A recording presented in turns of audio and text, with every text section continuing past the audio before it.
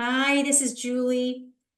Two podcasts with Kristin Ward, who is the CEO of the newly formed Austera Group. She's a former co-CEO of Age Well and Solvere Living. She has 30 years experience in the business. She started as a skilled nursing operator, and she has worked on both the operator side as well as the consultant side, forming three companies now. She has insights galore. I loved picking her brain so much that we made it into two episodes, could do probably 10 more. She thoughtfully shared her top three operational fixes, the things that she sees can kind of over and over again as far as operational challenges as she visits hundreds and hundreds of communities from an objective standpoint, new eyes on, if you will, a business and what owner operators could look at to really make a difference in this very competitive market. Hope you enjoy.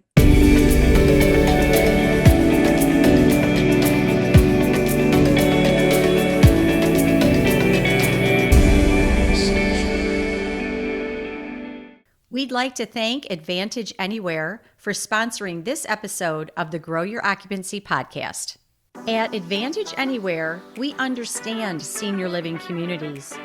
Our customizable CRM and automation system is designed to help you convert more leads into move-ins faster, easier, and with less manual effort. With personalized follow-up automations, your team can focus on what matters most, spending time with prospects to get more move-ins. Visit www.advantageanywhere.com to see how we can help you get more move-ins with less stress. Hi, welcome back to another episode of the Grow Your Occupancy podcast. I'm Julie Podewitz, CEO and founder, and I'm here today. I'm so excited with Kristin Ward. Kristin, how are you? Great. Thanks for having me. Well, Kristin, I've been a fan, and I'm so glad to have you on the show today because I've got so much to ask you. Kristin is the president of Austera Group, the former co-CEO and of Age Well and Solvere Living. So welcome again. And so Austera Group must be a new venture for you. It is just as of this year, January 1st. Oh, okay, because I'm sure others would know you, right? From Age Well and Solvere. Yes. And Oh, before that, Solutions Advisors Group. So that's right. That's right. All right. So tell us about, first of all, Austera Group. You've just founded that. A yeah. little bit about what you were doing prior. Sure. Well, Austera Group launched at the beginning of this year with really a focus on positioning for communities. And I'll come back to that in a moment because that's a big word that can mean a lot of different things to a lot of different people.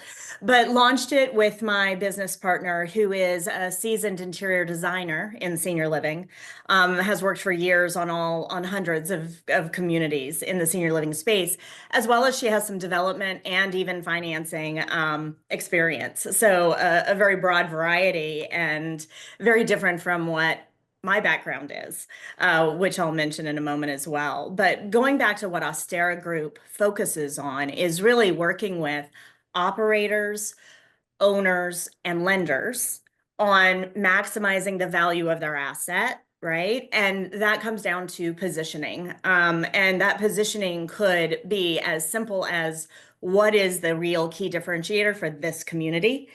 Where does it fit, and how do we maximize that and promote it appropriately with a comprehensive, cohesive business plan, not just marketing initiatives, but everything together. It could mean a complete renovation and even change of use in some cases.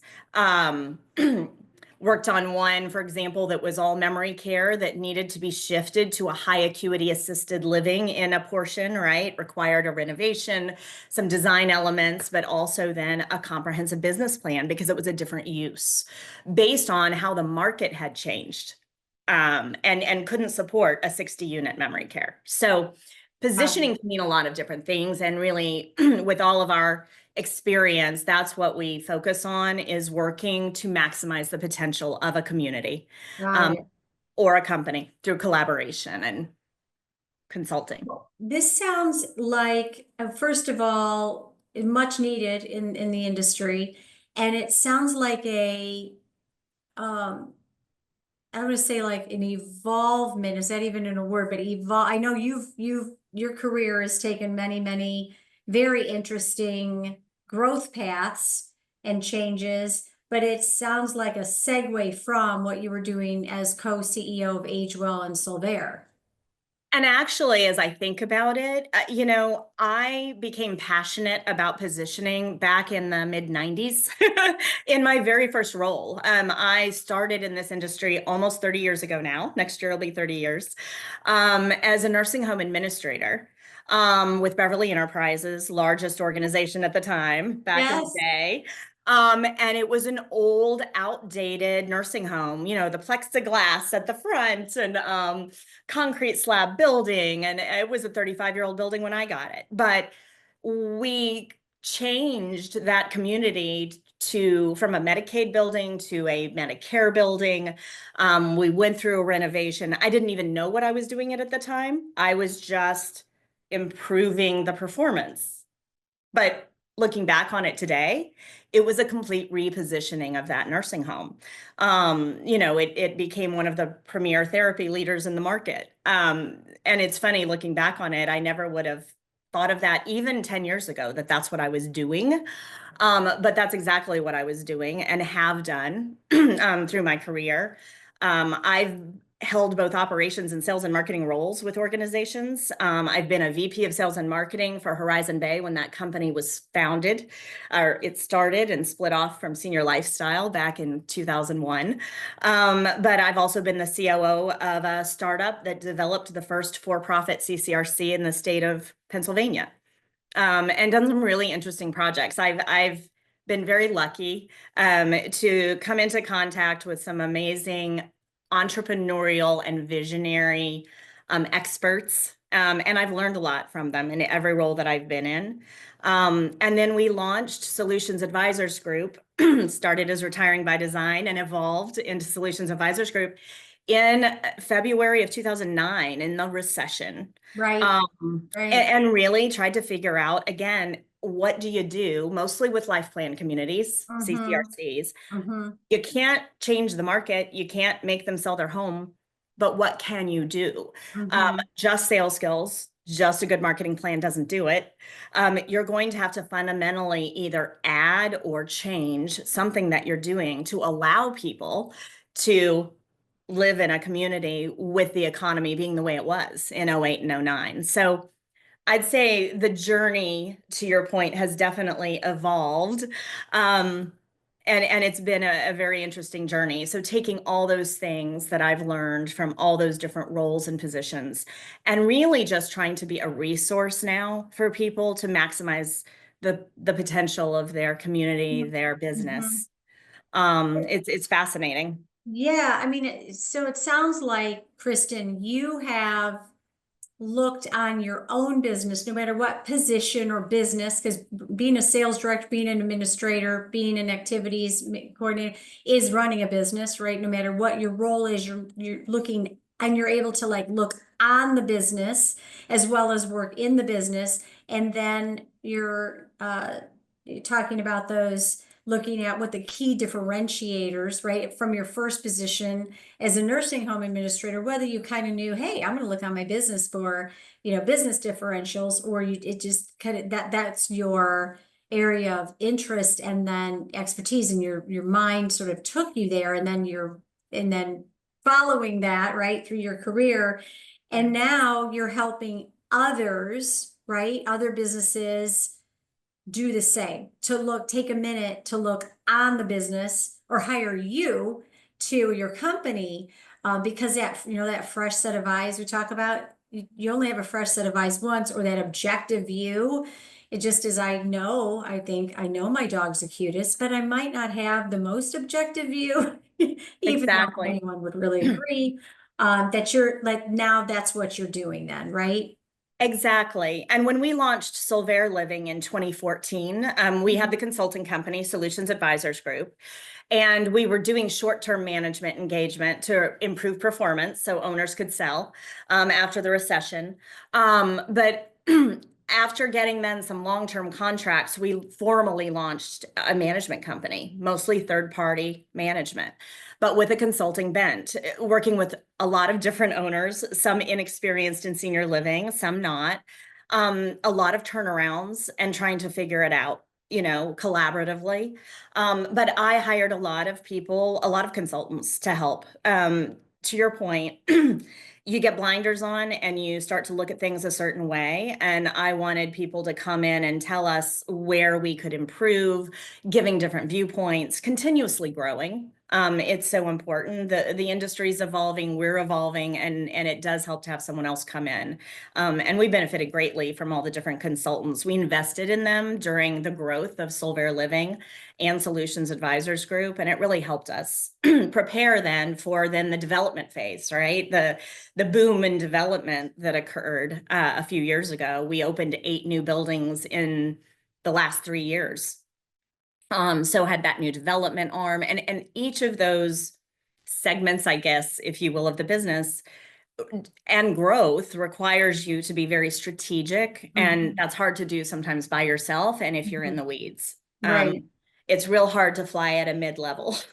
So it's nice to have other people come in and just give you some advice, give you good, solid strategic recommendations that you can act on yourself, or you can say, hey, this is great, but I need the help to execute on this, and to prioritize which of those is the most important to drive the business. Well, that's it too, right? Prioritizing. And I mean, from my experience, the people who reach out, for those extra set of eyes, or that quote unquote expert in, are those who are looking for, right, growth opportunities. They're open to, and that's the first step, right? Being open to and not having the blinders on. And sometimes that's tough to know if we have blinders on or not. To say, I know you have a business consultant, I have a business consultant, right? To have though for our businesses currently, to have another set of eyes from looking in from the outside, right? To say, hey, from your objective point of view, right? Absolutely. Yeah. Absolutely. It was the best Yeah. thing I'd ever done. And I just did it last year. And it was a recommendation from someone. They said, have you ever thought about a business coach? And I said, I've thought about it, but what if you pick the wrong one? It's always that way. Right. Which is all the reasons not to, right? Right. But they said, look, I've been working with someone for a number of years now. It's helped me immensely. Why don't you try this person? So it was a direct recommendation. And absolutely the best thing I ever did. Yeah. Right. That fear of like, what if it's the wrong one? Well, it's just like if you buy the shoes and they hurt your feet, you just, you shift. Yeah, Exactly. If not the right fit. And that word consulting it can be have a negative connotation. I'm sure you have, I know I have come into business on the heels of maybe not a great experience, with another, consultant. And that's just kind of have to maybe overcome that a little bit. And that I know there's different fits for, different people, but, for the most part, we're here to, I know you are, are here to look at the business as if it were our own. And that's what you do now. You look at other businesses as if they were your own. And then what would you do if you had that objective viewpoint of not being in the business? And a lot of times you don't walk in and know the answers.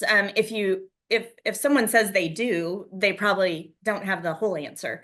It often takes asking a lot of questions, really trying to understand the situation and understanding what their goals are, right? So it might be very different. The same problems may exist in 2 different communities, but each owner has a different goal. And so the solution is going to look different. Well, sure. And that's the thing too, Kristin, is, going in and solving the puzzle. So I'm the occupancy builder in my case, is first of all identifying the gap. I think if you go in with the mindset of I need to have all the answers right away, we're not keeping an open mind. It's the same thing that when meeting with a prospect, you don't have to have all the solutions. You need to know the gaps first, identifying the gaps, And then your mind works to, okay, here's my advice if you Right. take it, right? Yeah. Well, and along those same lines, also understanding the personality and temperament of who you're working with, with prospects is the same, right? But Right. with the community, the owner, just like with a prospect, right? You may have an adult child and a prospect that are in very different places with very different approaches to their belief in moving to a community, right? You've got the same thing oftentimes with a lender and a manager, or with an Yes. owner and the executive director at the community. And Right. so there's a lot of not only identifying the gap, but bridging the gap between maybe two different viewpoints and Right. figuring out how to do that. Right. It's Right. it's a psychology experiment almost every time, but for me, it's a lot of fun. I enjoy really understanding people, what drives them, and trying to bring people together. So I know this is going to be a two-part, so we'll likely leave listeners on a cliffhanger, but I definitely got to pick your brain, and I have the opportunity to do so now. So I'm going to ask you what might be a tough question to narrow operational fixes, if you will. So you've been in hundreds and if not thousands, right, of buildings, and you see things from, again, your vantage point over many, many years. Think of some common challenges you see over and over again, and I'll call them operational fixes. What would be your top three? So the top three things that you see often where that you feel, okay, if we fix these or we improved in these areas, business would really change. What comes to mind? And I would say it's changed over the years, right? In a place in time. Today in 2025, I would say number one is workforce development. Interesting. And the reason I say that, there are a lot of reasons to say it, but we've gone through peaks and valleys in this area as an industry, certainly after COVID and the Great Resignation and the challenges, and then the huge wage increases. And there was a lot of discussion about recruitment. And then, of course, retention, but recruitment was really on everyone's mind because it's always the crisis that drives the initiative, right? You don't want it to be, but typically that's what drives the initiative. So I think workforce development overall we all understand the importance. We've all seen examples of it, but it's really hard to put the time, focus, and attention on it. And it's so funny going back to my nursing home days. I mean, back in 1996, starting in 1995, I was in the Atlanta market. And the Olympics were coming to Atlanta in 1996. And all of the local nursing home administrators, we all got together a full 8 months before the Olympics. We started meeting on a monthly basis and then every 2 weeks to talk about how are we going to keep our CNAs and our housekeeping staff and our at the time, right, the dining staff. I don't even remember the name, right, because food service, because I've changed my language from my nursing home days to the hospitality language. But, how are we going to keep them? Because they can go work at the Olympics, even though it's only for 4 months, but they can make $3 more an hour. Right. And back in 96, there was another challenge in hiring, period. 95 and 96. It was one of those times we were all struggling to recruit people. So, we've gone through those peaks and valleys. So fast forward to today, we went through the Great Resignation, wages have stabilized, people feel better about it, but we're starting to see it already again now. And with some of the changes, it's going to be harder and harder to find folks with immigration tightening up again. And we need reform, but it's going to impact. Yeah, no, that's a good point. So, and I just think, people like Activated Insights have done a great job in highlighting the importance of team member or employee satisfaction. Yeah. But few organizations have really committed to a full workforce development plan as part of the business plan. There's as part of your business plan. Yeah. So I just think looking at workforce overall, and through the years, it's always been in the top 5 in a challenged building. whether it's just the wrong people or there's no culture, there's no appreciation or respect of the Right. team. So it's always a component. It's always a problem. But I think it's going to emerge again in 2025 as a big challenge we all need to look at and pay attention to. And recruitment, Kristin, is part of this, right? It's only part. It's not like we always be recruiting, but it's like you mentioned, it's developing, it's training, it's coaching, it's employee satisfaction, it's culture building, and retention. Some turnover is necessary if it's not a win-win, but retention. And the example that you gave back in, and we are going back here, 96 Olympics, wasn't that when America, the US won gymnastics, I think, for the very first time. I think it was. Yes. I think was then, right? Yes, it was. Okay. And I saw them at the airport in Atlanta, and I was such fangirling over them, and you have no idea. We didn't have mobile phones at the time, so I had the bag phone in my minivan as a nursing home administrator. You're so far ahead of me. So workforce development is number one, and we're going to have to wait for number 2 and 3 for part 2 with Kristin Ward, the CEO now of Austera Group. Thank you so much for listening to this episode of the Grow Your Occupancy podcast. I'm Julie Podewitz. If you'd like to learn more about Grow Your Occupancy, you can find us on our website. And if you'd like to learn more about Austera Group, how can we find you, Kristin? austeragroup.com. Awesome. Thanks again. We'd like to thank Advantage Anywhere for sponsoring this episode of the Grow Your Occupancy podcast. At Advantage Anywhere, we understand senior living communities. Our customizable CRM and automation system is designed to help you convert more leads into move-ins faster, easier, and with less manual effort.